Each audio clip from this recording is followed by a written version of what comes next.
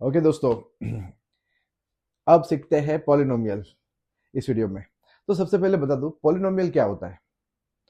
नॉम मतलब term, poly मतलब ज्यादा, पॉलिनोमियल बहुत सारे टर्म्स, सिंपल मीनिंग। ठीक है, चलो शुरू करते हैं। यहाँ पे एक एक्सप्रेशन लिखा है, आपको बोलना है ये पॉलिनोमियल है या नहीं है। दोस्तों एक बात रूल समझा दूं, पॉलिनोमियल में भले वो एक वेरिएबल में हो, फिलहाल हम एक वेरिएबल में समझते हैं, बराबर है। सारे ही जो वेरिएबल हो, एक्स हो, वाई हो, जेड हो, एम हो, कोई भी वेरिएबल हो ना, उसका पावर सिर्फ और सिर्फ पॉजिटिव इंटीजर होना चाहिए, यानी कि नेचुरल नंबर होना चाहिए, तो ही वो पॉलिनोमियल कहलाता है। ओके, जैसे यहाँ देख लो, पावर कितना दिख रहा है आपको, इस पे 1 दिख रहा है, यस, तो ये पॉलिनोमियल है। यहाँ पे कुछ भी नहीं है, मतलब x का पावर 0 है, बट यस पॉलिनोमियल है। इधर देखो पावर 2 है, इधर x का पावर 1 है, तो इधर डिग्री 2 है, इधर 1 है, तो इस पॉलिनोमियल की डिग्री हम कितनी कहेंगे दोस्तों। तो जहां पे ज्यादा हो ना वो मानेंगे, ये पॉलिनोमियल भी है, और इसका डिग्री कितना कहेंगे हम, 2 कहेंगे, इसका डिग्री हम 1 कहेंगे, इसका 0 कहेंगे। समझ गए दोस्तों।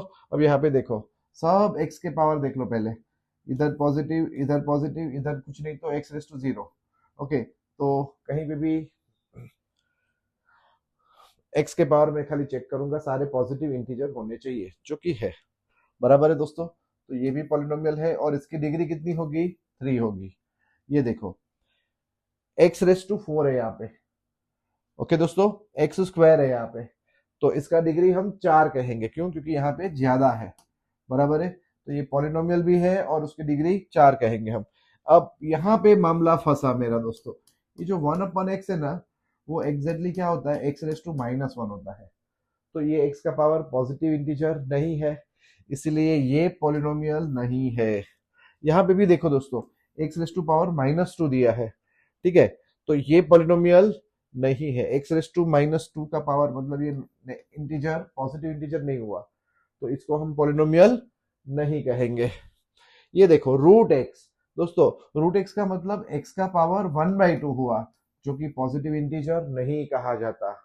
ठीक है, यहाँ पे देखो, पावर पावर पावर 1, मतलब सारे के सारे पावर पॉजिटिव इंटीजर है, एंड इसकी डिग्री 5 कहेंगे हम दोस्तों।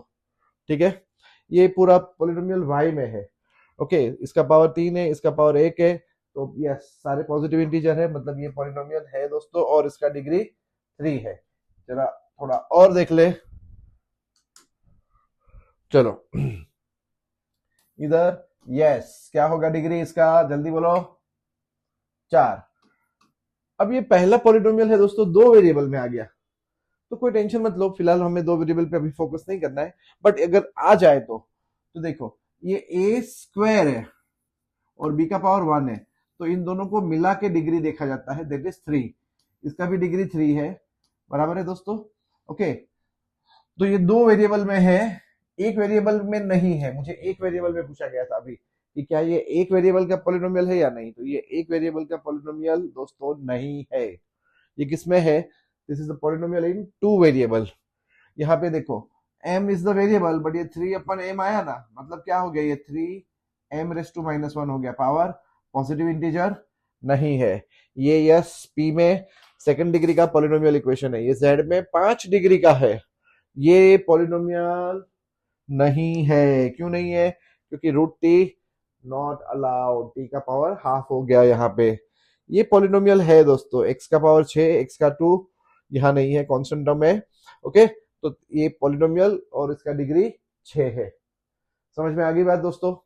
अब थोड़ा और समझ लेते हैं, सर थोड़ा सा और क्लैरिटी दे दो ना। तो देखो, अब क्वेश्चन में क्या पूछा होगा आपको।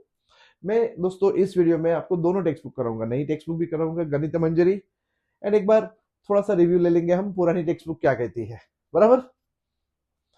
Find the degree of the following polynomials पहले में, तो देखो इसकी डिग्री दोस्तों हम कितनी कहेंगे, ये क्वेश्चन, डिग्री कितनी होगी इसकी, 2, यहाँ पे दिख गया।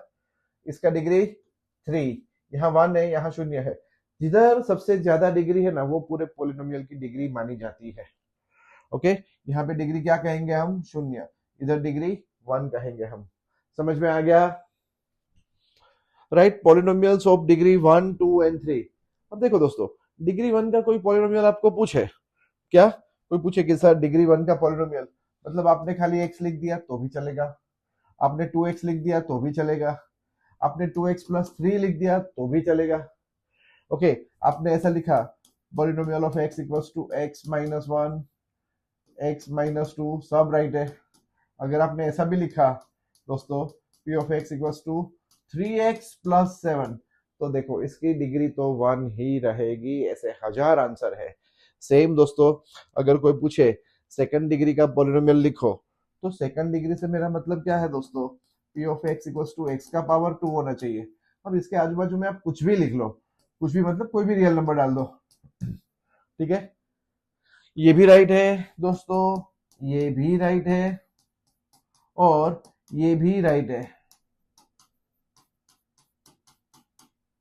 समझ गए, पावर 2 होना चाहिए। बट सर यहाँ पे आपने 2 टर्म लिखी, यहाँ 3 टर्म लिखी, यहाँ 3 टर्म लिखी। अरे दोस्तों, अगर मैंने ये लिख दिया ना एक टर्म, तो भी ये सेकंड डिग्री पॉलिनोमियल है, x का पावर 2 होना चाहिए बस। सेम वे जब अगर आपको पूछा जाए कि 3 डिग्री का करो, तो 3 डिग्री के लिए आप कितने सारे आंसर दे सकते हो, ये राइट आंसर है। आपको मन करता है ये लिखने का, ये भी राइट आंसर है, ये भी राइट आंसर है दोस्तों, ठीक है। ये सारे के सारे राइट आंसर से कोएफिशिएंट के साथ कुछ भी खेल सकते हो। ध्यान रहे हाईएस्ट पावर कितना रहना चाहिए, 3, ठीक है, जो कि है, समझ गए। तो कोई ऐसा फिक्स रूल नहीं है, आप जो अपनी फ्रीडम दिखाना चाहते हो दिखा सकते हो, वो पॉलिनोमियल बन गया आपका। What are the coefficients of x square and x cube in the polynomial. अब देखो कोएफिशिएंट्स क्या होता है दोस्तों, तो कोएफिशिएंट मतलब एक्स स्क्वायर के आगे कौन है, ये देखो ये एक्स स्क्वायर है, ओके। तो उस टर्म में अगर आप एक्स स्क्वायर के आगे देखोगे तो 6 है। अब आगे का मतलब ये नहीं कि उसके पहले क्या लिखा हुआ है, ठीक है। मान लो ऐसा लिखा है 3x स्क्वायर m, तो what is the coefficient of x square, तो कोएफिशिएंट ऑफ x स्क्वायर 3 नहीं है दोस्तों, x स्क्वायर के साथ कौन कौन है, तो इसको हम ऐसे देखेंगे 3m x स्क्वायर, तो 3m इज द कोएफिशिएंट, समझ गए दोस्तों। और अगर ये एक्सप्रेशन के अंदर ऐसा होता 1 minus 3x square m plus y, अब पूछा होता ना x स्क्वायर का कोएफिशिएंट कौन, तो दोस्तों आंसर होता -3m, क्योंकि साइन तक गिनी जाती है, समझ गए। कोएफिशिएंट से क्या मतलब, अब यहाँ पे पूछा है x square and x cube का कोएफिशिएंट देखो, यहाँ पे एक्स क्यूब ये रहा, तो अब देखो एक्स क्यूब का कोएफिशिएंट कौन है, -3 है, अंडरस्टूड ना। कभी ऐसा हो जाए तो कि x⁷7 का कोएफिशिएंट मांगा और वो वाली टर्म आपको दिखे नहीं एक्सप्रेशन में, डोंट वरी, उस केस में कोएफिशिएंट होता है 0।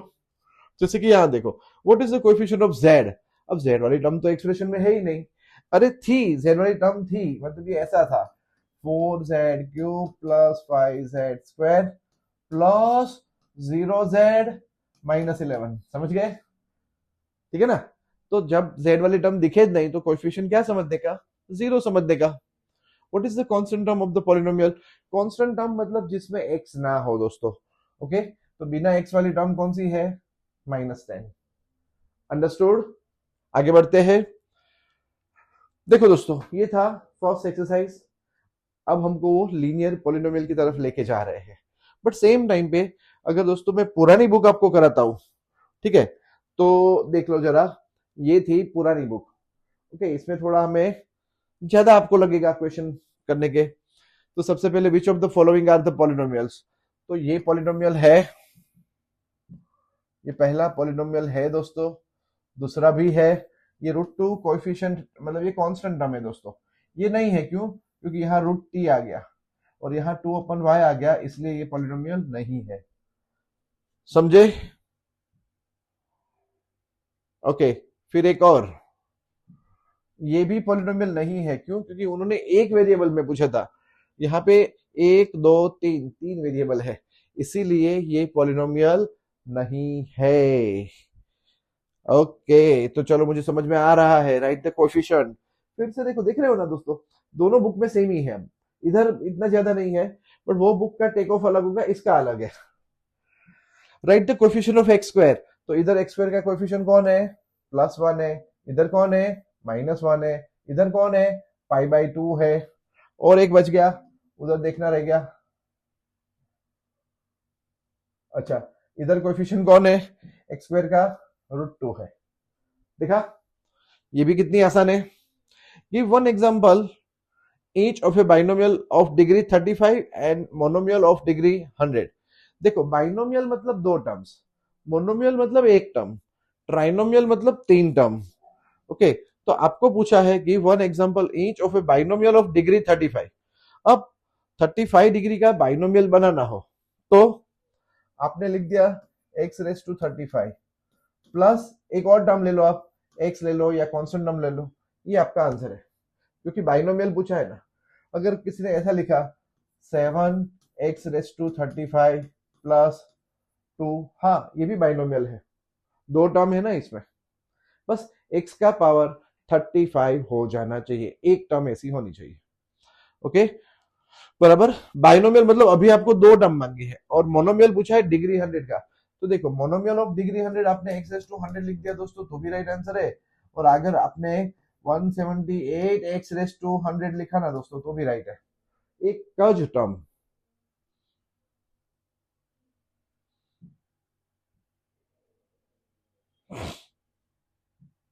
Right the degree of each of the following polynomials. ये इन्होंने नेक्स्ट क्वेश्चन पूछा था यहाँ पे। देखो दोस्तों, तो यहाँ पे x का डिग्री 3 है, पावर यहाँ दिख रहा है 2 है, यहाँ कुछ भी नहीं तो 0 है, 0 0 0, और इधर t का पावर 1 है।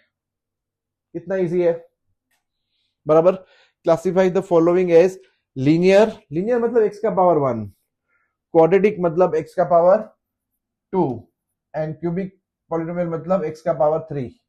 ओके, इधर x का पावर कितना है 2 है, तो ये कौन है क्वाड्रेटिक है। यहाँ पावर 3 है, तो ये कौन है क्यूबिक है। यहाँ y का पावर 2 है, तो ये कौन है क्वाड्रेटिक है। इधर 3 है तो ये क्यूबिक है, इधर 2 है तो ये कौन है क्वाड्रेटिक है, इधर 1 है तो ये कौन है लीनियर है। इतना आसान।